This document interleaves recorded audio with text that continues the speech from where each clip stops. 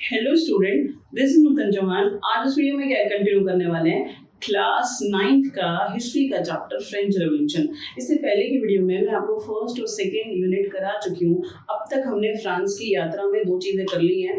पहली यूनिट में हमने सीखा कॉजेज ऑफ फ्रेंच रेवोल्यूशन, ऐसा क्या हो गया कि जनता भड़क गई और राजा के खिलाफ क्रांति करी। हमने role of philosopher, role of middle class, ये सब हमने पढ़ा, subsistence crisis, incident of this type.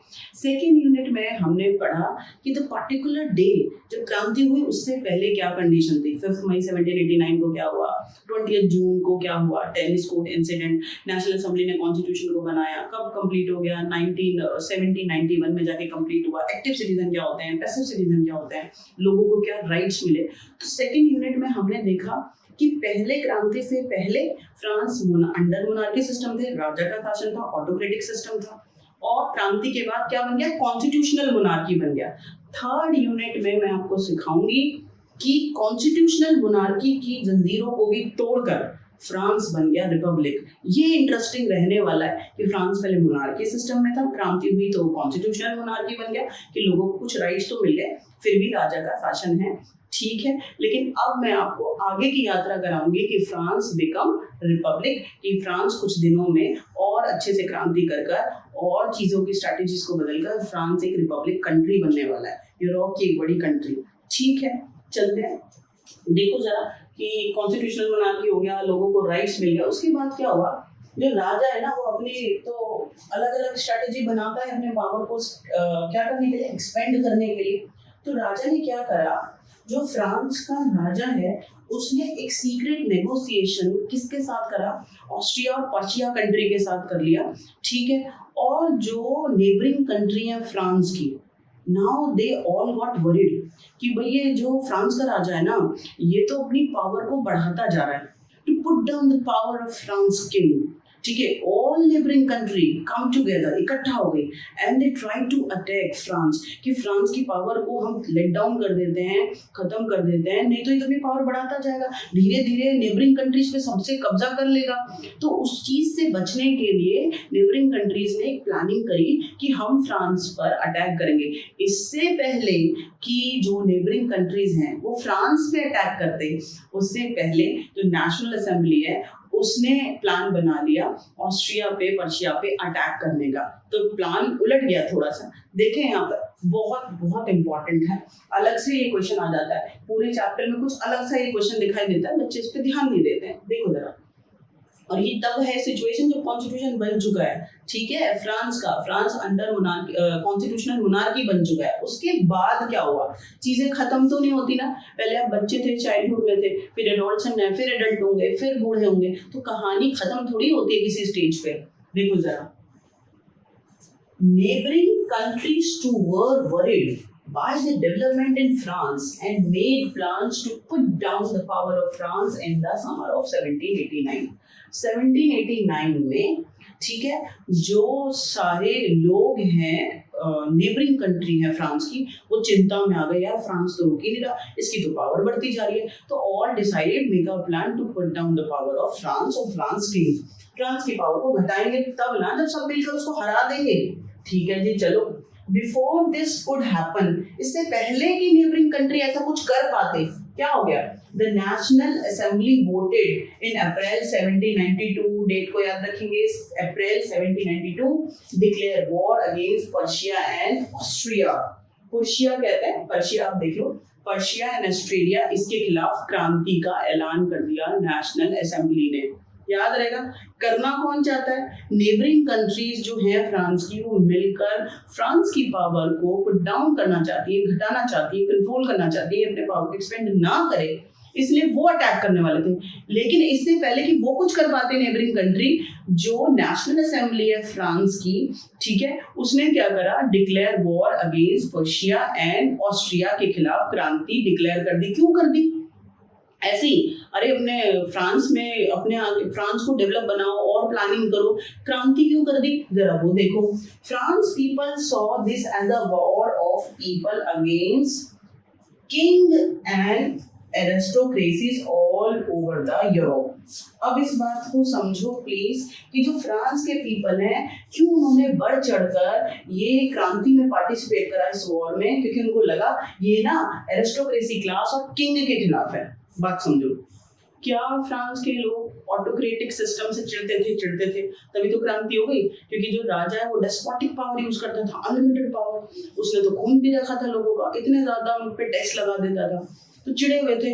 अब जब नेशनल जो असेंबली है declare war against Persia and Austria, people of France participated in war on a large scale. Why? Because they see this war, उन्होंने इस वॉर को कैसे देखा कि अरे राजाओं के खिलाफ है, एरिस्टोक्रेसी रिच क्लास के खिलाफ है, हाँ, और वो उससे चिढ़ते थे। और जिस चीज से चिढ़ोगे उसके तो खिलाफ काम करोगे या नहीं करोगे? बिल्कुल करोगे। तो फ्रांस के लोगों ने ऑस्ट्रिया और पर्शिया के खिलाफ जो वॉर हुई उसमें बढ़ चढ़कर पार्टिसिपेट करा। क्यों करा? क्योंकि उनको लगा कि ये जो वॉर है वो राजा और एरिस्टोक्रेसी क्लास के खिलाफ है। ठीक है। The Mercedes a patriotic song composed by the poet Roger Isle। एक नंबर का क्वेश्चन है, दिमाग में फिट कर लो।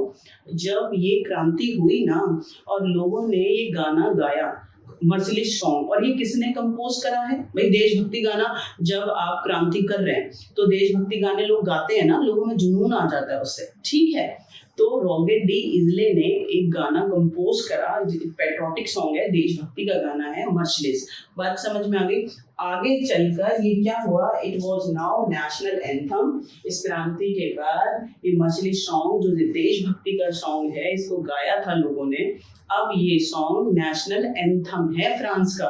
प्रभु आया, very very simple. Now you enter in fantasy world. Imagination करो कि 1791 में कॉन्स्टिट्यूशन बन गया था फ्रांस का। उसके बाद जितनी भी नेबरिंग कंट्रीज हैं वो फ्रांस के पावर बढ़ने से डरे हुए थे, उनकी पावर को खत्म करना चाहते हैं फ्रांस की। तो सारी नेबरिंग कंट्रीज इकट्ठा हो गए फ्रांस से लड़ना चाहते थे। इससे पहले वो ऐसा कुछ कर पाते, वो नहीं कर पाए।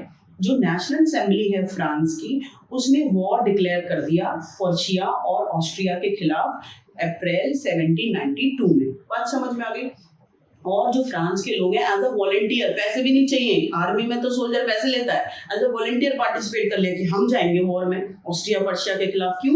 बिकॉज वो राजा और जो एरिस्टोक्रेसी क्लास है, रिच क्लास, चाहे वो कहीं भी रह रहे हैं, ओवरऑल यूरोप, सबसे चिड़े हुए हैं कि पूरे यूरोप की जितनी भी कंट्री है उसमें ऑटोक्रेटिक सिस्टम, राजाओं का शासन खत्म होना चाहिए, इसलिए पार्टिसिपेट करा। रॉगेट डी इजले हैं, उन्होंने एक सॉन्ग लिखा, पेट्रोटिक सॉन्ग, नाम है मर्सिडीज, और बाद में ये फ्रांस का नेशनल एंथम बन गया। याद रहेगा आपको? बहुत सिंपल सी स्टोरी है, बस हमें चेन में चीजें देखनी है, कोई दिक्कत होगी नहीं आपको। The revolutionary war brought economical difficulties। अरे प्रभु, यही आंसर लिखा हुआ है, आगे तो पढ़ने की जरूरत नहीं है। वॉर, अगर कोई देश वॉर में इन्वॉल्व होगा, accepted they want to expand their power, accepted they want to let down other country और स्टेट और टेरिटरीज, लेकिन ये एक सार्वभौमिक यूनिवर्सल ट्रुथ है कि अगर कोई भी कंट्री वॉर में इन्वॉल्व होगी तो भैया इकोनॉमिकल डिफिकल्टीज का सामना करना पड़ेगा। उनको हथियार भी चाहिए, उनको यूनिफॉर्म भी चाहिए, उनको शूज भी चाहिए, उनको फूड भी चाहिए आर्मी के लिए। फ्री में आएगा ये सारा? पैसे में आता है। और अब इस बात को सुनो कि जब फ्रांस ने ऑस्ट्रिया और पर्शिया के खिलाफ क्रांति करी, रेवोल्यूशन करा, तो फ्रांस के लोगों को क्या इकोनॉमिकल डिफिकल्टीज हुई, वो आप इस बात को यहाँ पर देखो। While the men were always fighting at the front, women were left to cope with the task of earning a living and looking after their families। ठीक है, यानी जितने भी फ्रांस के एबल्ड बॉडी मैन है, ताकतवर लोग हैं, अपाहिज नहीं, ठीक है, तो जितने भी एबल्ड बॉडी लोग हैं मैन, वो तो सारे चले गए लड़ने के लिए। तो घरों में कौन बचेगा? औरतें बचेंगी ना। तो this is the difficult task for women during the revolution period कि दे अरेंज, ठीक है, source of income for their survival and take care their family. भाई आज जबकि औरतें अनपढ़ है वहां पर, मैं आपको बताऊंगी अभी 4th यूनिट में कि ज्यादातर उनके पास कोई राइट्स नहीं है, तो क्या बेचारी छोटा मोटा सब्जियां बेचेंगी, फ्रूट्स बेचेंगी, जैसे तैसे अपने घर को चलाएंगी। यानी ये बहुत बड़ा एक समस्या थी फ्रांस के लोगों के सामने कि फ्रांस के जो आदमी है, मैन है, वो तो वॉर में लड़ने चले गए। तो औरतों को क्या संघर्ष झेलना पड़ रहा है, अपनी फैमिली संभालिए, सोर्स ऑफ इनकम उन्हें ढूंढना है कि कैसे किसी तरीके से अपने फैमिली को संभाले। ठीक है। दूसरी बात ये है कि different social group in France make a political club. ठीक है, आपको पता है कि जो पॉलिटिकल क्लब बनाओगे, राइट्स के बारे में बात करोगे, अधिकारों के बारे में, तभी आपको अधिकार मिलेंगे, तभी आप गवर्नमेंट को फोर्स कर पाओगे भाई ये अधिकार हमें चाहिए, तब गवर्नमेंट बनाती, नहीं तो किसी को नहीं पड़ी किसी की। समझ में आया? मेड पॉलिटिकल क्लब्स, फ्रांस में बहुत सारे पॉलिटिकल क्लब बने, ठीक है, इस रेवोल्यूशन के बाद और during this revolution. The most successful of these clubs was that of Jacobin। आपको पता है आपके देश में एनसीईआरटी में तो 750 लिखे हुए अपडेट है, 3000 से ज्यादा पॉलिटिकल पार्टी रजिस्टर्ड है।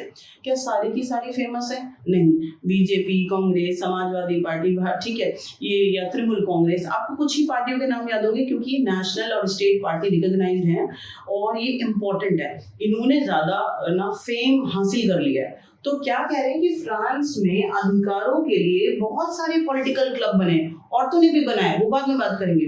लेकिन अगर कोई सबसे ज्यादा पॉलिटिकल क्लब फेमस हुआ तो उसका क्या नाम है बेटा? जैकोबिन। क्या नाम है? Jacobin. Which got its name from the former convent of Saint Jacob in Paris. ठीक है, और ये नाम उन्हें कहाँ से मिला था? एक फेमस सेंट है जिनका नाम है जैकोब, वो कॉन्वेंट जो बिल्डिंग है उसी का नाम क्या रख दिया गया? जैकोबिन।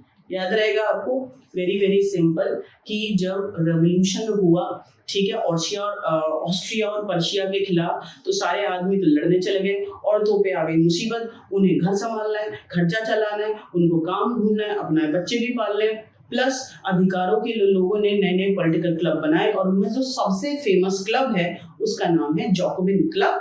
ठीक है, आगे जो यूनिट मैं आपको नेक्स्ट वीडियो में पढ़ाऊंगी उसमें हम पढ़ने वाले हैं पूरा जैकोबिन क्लब के बारे में। यही वो क्लब है जो पूरा संघर्ष करेगा, लोग सपोर्ट करेंगे और फ्रांस रिपब्लिक बन जाएगा। ठीक है, तब तक के लिए आप बहुत खुश रहो, पढ़ते रहो।